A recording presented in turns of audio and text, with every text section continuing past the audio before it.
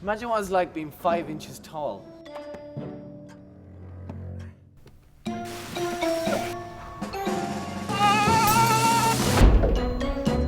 There's just something fascinating about the fact that there could really be little people living under your floorboards and you never knew that they were there. For a short time, I kind of believed in them. I imagined them everywhere. They're everywhere! They got your grandfather's gold coins, thieving little pickpockets! Run, Ariel, run! I do like to believe in borrowers. I can't believe she was right. My own little person. Who are you calling little? Well, you are quite small. No, I'm not. It's you who's too big, a great big overgrown giant. We're just the right size. I think it'd be hard being borrowed because you have to keep on avoiding humans' footsteps being squashed on or crushed. But on the good side, you can use crayons for spearing people, or spearing rats or mice, like that. It was right there. My wristwatch was hanging on the wall there. They took my husband's half-sovereign, crafty little thieves. No one stole anything. I was only borrowing it. If there are any borrowers watching, I have a message for you.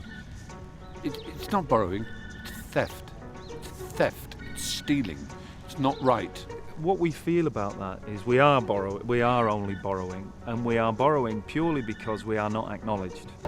Run, please! And it's purely a method of survival. And also we see so much human excess.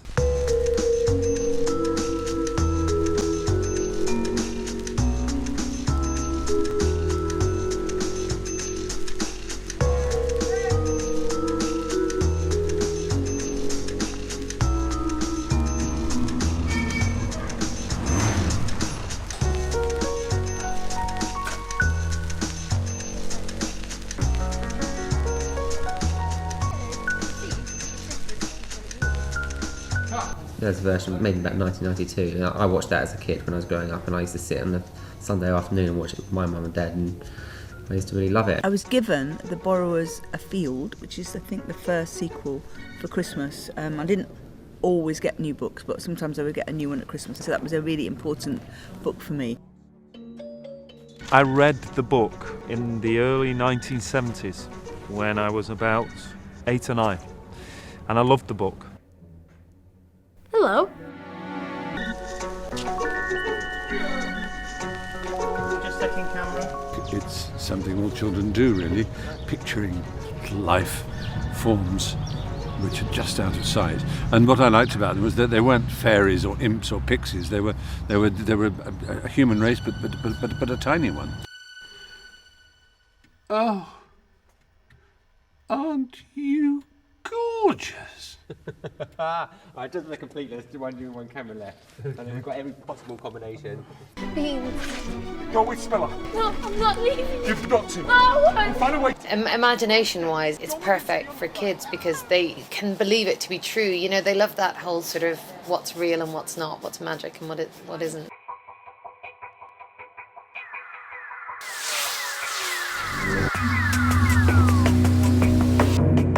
Even though it's been made a couple of times in the past, technology has advanced that much, and I think that we can really do something a little bit different with it now, and I think that it would be really appealing to a modern audience. See that, kids?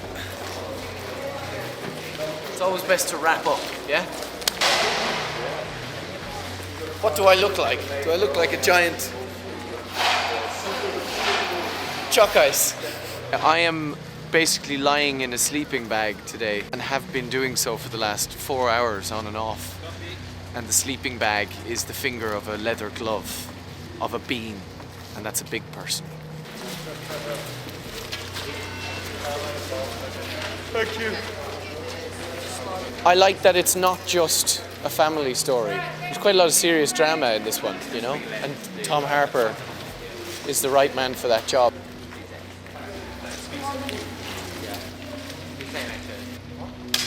Rosa! It's going to be for kids, and hopefully adults will find a stonking good drama in there as well.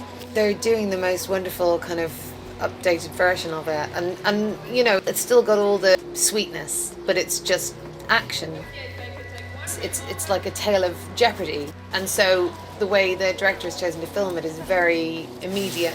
Lots of camera movement, lots of action. Even the most cynical of kids will be drawn to it. I play Arietti, and today we're filming the scene where the cage comes down on top of Pod and Homily in a big dark tunnel. Big dark cold wet tunnel. Pod and Arietti have always had a really good relationship. You know, she's always loved hearing his stories, and she's always loved having him come home from his adventures. We meet them at maybe a bit of a rocky patch in their relationship. You're still young. 16? If you'd shown me how to borrow, I'd have been more careful. I wouldn't have been seen. You went upstairs once and look what happened to us. That's because I didn't know what I was doing. And she's impulsive, much like Pods, and that's what he's fearful about. He's a control freak. He's a man who's got a lot of, internal battles going on, and he's trying to do the best for his family. You two, you're as bad as each other. No, Mum. Sorry, but not. Arietti! His big fear is that she's going to do all the things that he did, and of course she does, and she ventures upstairs. Be careful. Well, you're never happier than when you're telling me what to do. I guess it's that point in your life with your dad that you do when you're that age, made even more heightened by the fact that he's, kept her isolated, kept her secluded. Circumstance and Pod's paranoia has made them end up living under the floorboards of an old lady's house for 16 years or something. Sounds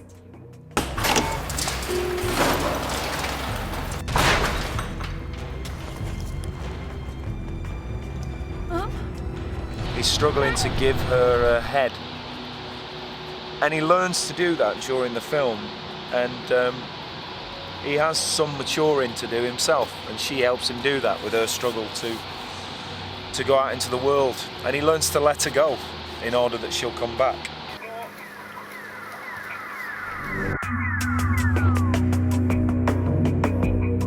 This is a beautiful location out there, but the tunnel isn't. No, I've been in more glamorous situations. It was better than the other day when we were lying in a swamp throwing mud at each other. Hey! That was the opposite of glamorous. I mean, for something that was so cold and wet and dirty, it was actually fun. I know you love it. Yeah, perfect. Chris, thank you.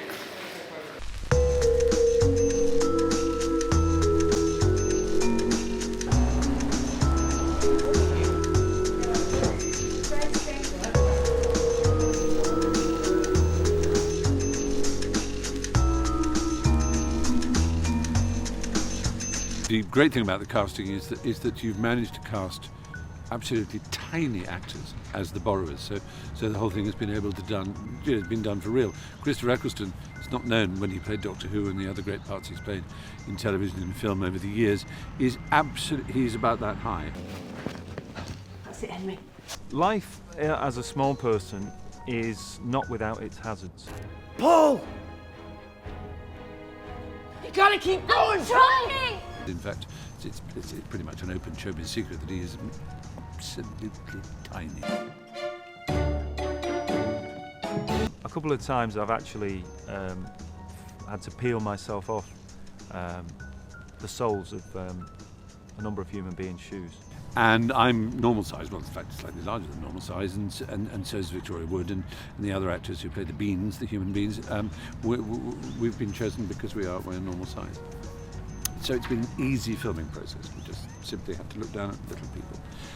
If only that were true. It is, of course, a style of filming that relies on a lot of looking at invisible things and going, my goodness, look at that tiny thing there, and hoping that the eye line is right and that when it's cut together, it will register. Excuse me, would you mind if I have a look at that? This is the weird nature of acting as a borrower. We haven't actually been in the same room for any of the scenes with the beans because, of course, we're working on size ratios and stuff. We're in a giant studio, and when we're talking to James, the little boy, or Fry's character, Mild Eye, we're up there and we're we're looking up there and we're, you know, doing our thing. So basically the schedule has been kind of divided into borrowers and then beans. So they basically arrive when we leave. In terms of the green screen, that was pretty much a new experience. Like, it's kind of odd. I've got quite a lot of scenes with James and haven't really done any scenes with James. Like, you know, James will be a cross up in the corner, or he'll be a beam or a pole or something. That was something to kind of get my head around a bit, like that need to kind of have a relationship with someone that just isn't real. You must promise not to tell anyone. I promise. It's hard to film by yourself because you haven't got the other person's reaction to what you're saying or what they're saying. In your head, you kind of had Stephen Fry there talking to you. But I can't wait to see what it looks like. I can't wait to see Stephen Fry massive, me tiny. When they look up into a huge face that isn't actually there, they've got to act as if it is, and you won't believe it just because the technology makes you believe it. You'll believe it because the actors make you believe it, because, and that's the skill. I'm disappointed not to have met a borrower. When I had my first scene with Charlie, who plays James, and he's got a shoebox, and inside the shoebox is Arietti. And I say, what's you hiding in there? And he says nothing. I'm half wanting to open the lid and see a tiny little Arietti.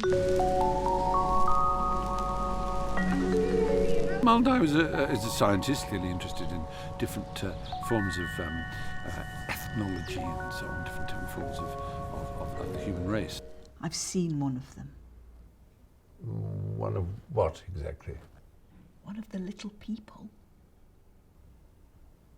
I don't think anyone else took him seriously, and so, like a lot of people who are ignored and made fun of in their community, he becomes a bit more obsessive, a little more compulsive, a little more intense. He's more interested in cutting them up and examining them than he is in bestowing them with rights or any other such things as you might other humans. We demand food and water and to be released immediately. And it's really annoying because Hardie is right, and he wants to demonstrate to the world that he's right, and he's prepared this magnificent lecture in which he will become the most heroic scientist of his generation. He will be as famous as Einstein was in the 20s and 30s. Come! Oh, God! He's all ready, and he's all prepared to show the world what he's found, and the carpet is taken from under him, and he's made to look a fool. Homo sapiens redactus.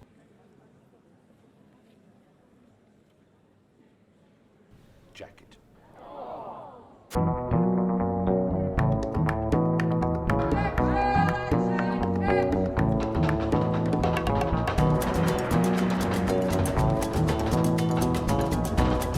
Stage 2 is mainly where we're building Borrower Town, which is the town which is on a disused underground station somewhere underneath London, built in South Africa, which they have constructed out of all sorts of found objects which they've stolen or borrowed from the human world. So lots of cardboard, lots of bits of pegs and pencils and polythene and anything they can get their hands on, and the town has kind of grown organically over the years. In the film will be actually quite a big place, but that'll be a matte painting that the VFX guys do. We're building a certain section of it, which is about sort of 2 or 3 streets. I'll take you to have a look. Thanks.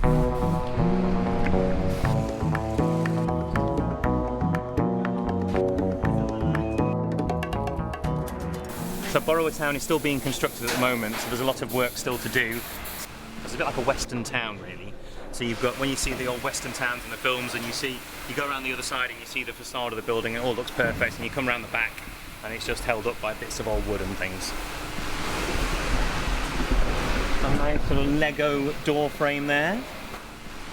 Yeah, market stalls are going to go up either side of this area.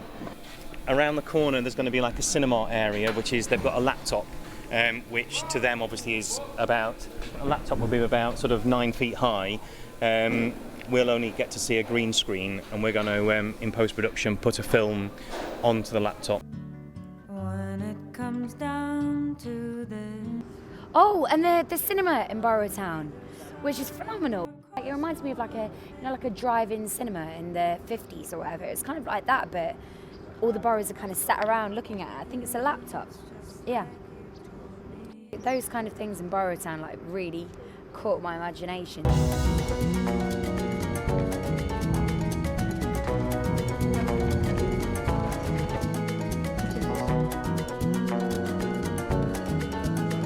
they seem to have modelled it on a kind of shanty town. Also, there was frankincense burning all the time, you know, to create that kind of dusty kind of atmosphere. So it felt like being in Marrakesh or somewhere like that, or Camden Town Market. That's what I felt like. The prop that I enjoyed the most is the popcorn maker. And then you put in a tiny little corn and then give it a shake. And then, as if by magic, a massive big popcorn comes out of it. It's really great imagination-wise.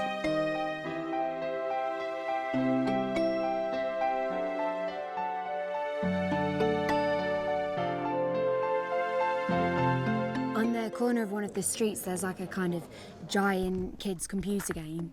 So I don't know if Robbie was talking about that. I think it captured all of our imaginations a bit.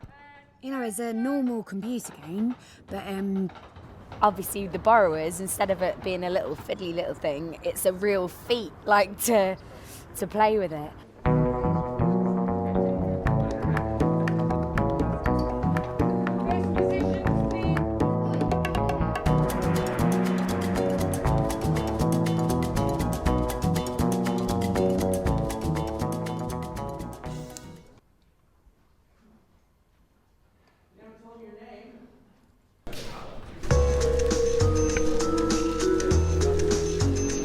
We paint the floor or the wall or any part of the set that we need to remove a particular colour of green that the computer can recognise, and that colour is separate from all the other colours in their costume and their hair and makeup.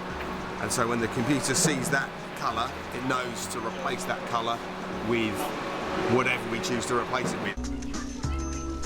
And what we're doing here is we're cutting the scenes as we get them from the camera department. We can actually superimpose a background for Arrietty to fly up on.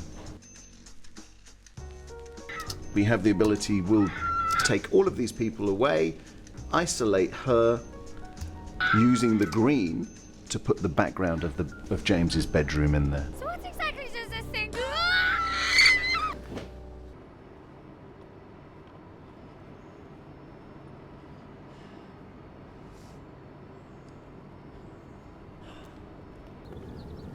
You okay?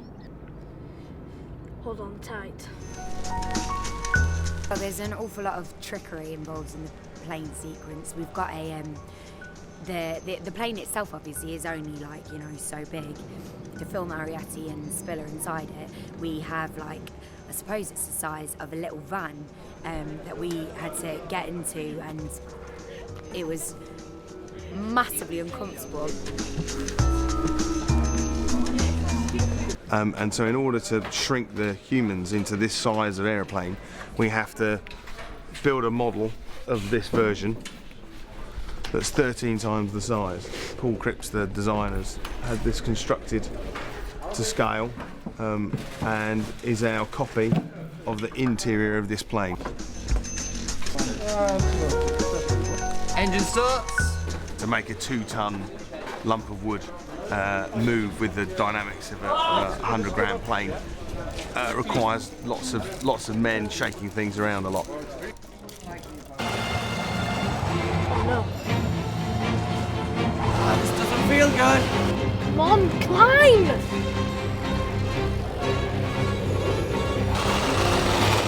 We're going to make it! Climb! Yeah, so we had a turbulence machine, and then 4 big blokes thrown in for good measure to just rock us about and make us feel a bit motion sick. Never feel bad for the actors. Never feel bad. They sometimes they have it easy, and sometimes they have it hard, but never feel bad for the actors. So you do like me?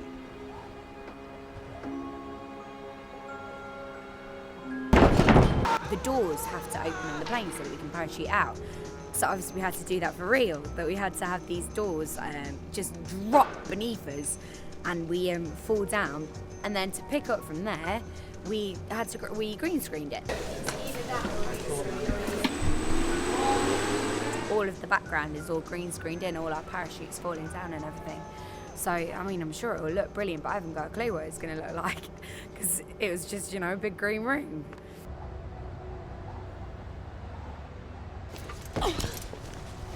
There's the oven.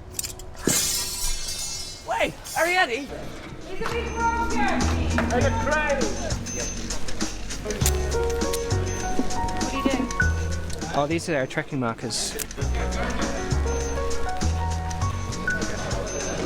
The pink crosses are for being able to match the movement of the camera to the movement and make the background, which isn't there now, fit. If I can get a white bit of tape on there, I can track that dot and then extend it again on itself. Yeah, so if we move the camera, we can tell how much it's moved by how much the background moves, and that's why we have all the crosses on the wall. See you around sometime. No! Wait! Spiller!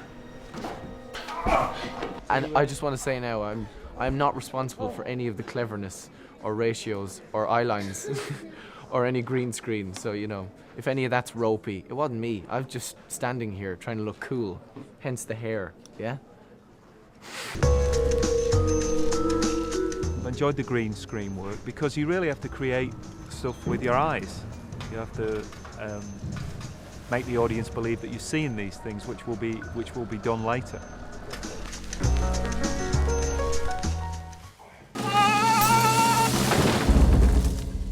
Mom!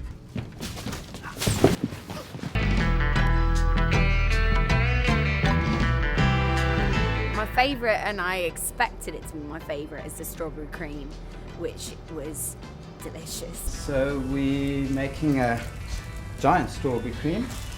This is just the beginning of it. It's still in the test phase.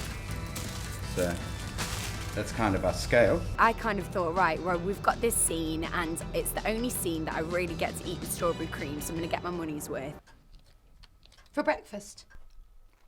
And we must have done it maybe 30 times. So by the end of it, I had had these strawberry creams that may be that big, and it's kind of a cheesecakey consistency. I probably had maybe 1 kilogram, 2 kilograms of strawberry cream. So as much as, like I say, I like it, I liked the strawberry cream a lot. Like I don't ever want to see one again. I don't know what their toilet situation is with borrowers. I don't know where they go or how they go, but they should really, really watch their diets. That's all I've seen in the meat is strawberry creams and rat. That can't be good for you. You said I could have that coin. It wasn't ours to give. Remember, we don't take things. We borrow. The clocks live under the floorboards of Granny Driver's house. Even though it's quite dirty, Homley's made a good job of making it homely. And it's just a collection of stuff that they've borrowed over the years, you know. So there's stuff that's obviously old sort of dolls, parts and bits and pieces. It was one of the first sets we saw. You absolutely felt like you were under the floorboards. Because a lot of it's going to be shot in oversized sets, so it's kind of working out how the best way to make little things big and big things little. So I took a small man and photographed him borrowing various items so that we could all understand the grand scale of things. There he is next to a tin of processed peas. Well, here we have a beanbag made by Homily Clock, who lives under the floor, for Arietti's bedroom, and she's taken whatever bits she could find and sewn them together to form this beautiful beanbag of nicely oversized fabrics and weaves.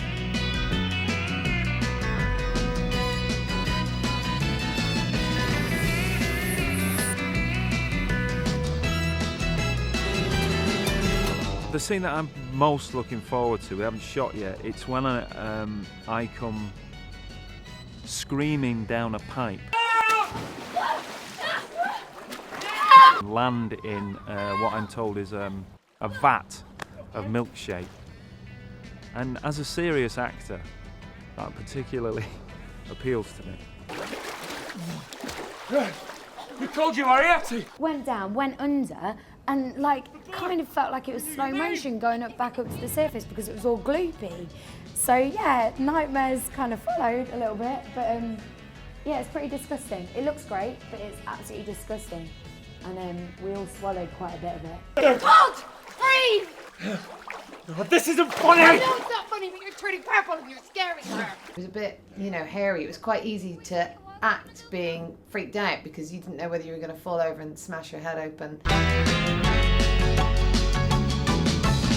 My inspiration came from a lot of dolls' clothing. One of the challenges of the job was to communicate to the audience that these people are 4 inches tall, but we're using real actors, so how was I going to do this? So everything had to do with scale. A button that would be like a human button had to be 13 times the size. A zip would have to be kind of like 13 times the size. The stitches would have to be big stitches. There is one thing I love about being a borrower, and that's the giant zips, right? Yeah? All the stitching in the trousers is all very big, look. It's all very largely done. You can get an awful lot more trapped in these zips. It says, don't sweat the small stuff. It's kind of half costumes from dolls that Granny Driver would have played with years and years ago, so there's a little bit of that in there, plus, you know, bits of curtain fabric or cushions or doilies or whatever she can get her hands on. Arietti's, her kind of journey through is shown with her clothes a little bit as well. Like she kind of starts off in this little doll's dress. Then when she kind of has her eyes open to the world, when she goes to Borrower Town, and she springs straight towards this thing that her mum and her dad wouldn't be best pleased about, this jumpsuit. No, Arietti, no.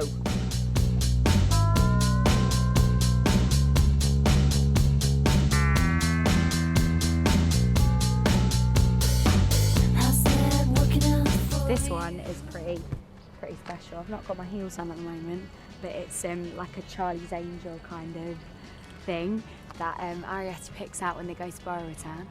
This is a very un-twee version of the Borrowers and completely not what I expected, and I think the costumes have really helped with that kind of look and stuff, especially with the kind of thing that Spiller wears, and I love all that sort of Ken doll action man thing. I think it makes it sort of stand out from other adaptations. Arietti has a costume, which I'll show you the illustration of. The idea of that particular costume is that she took a human sock and made it into a pair of pajamas. It's kind of like a onesie, but it's a sock that's been fashioned into a onesie, like a kind of has holes in the bottom for my feet and my hands. Homilie's Christmas Day dress was based on a bow tie, and I'm just hoping that when people see it, they go, "Oh, that's a nice bow tie." Doll clothes, so that we all look like action figures. In fact, that's what I'm hoping. After this job, there'll be a Robert action figure. I mean, Spiller, whatever.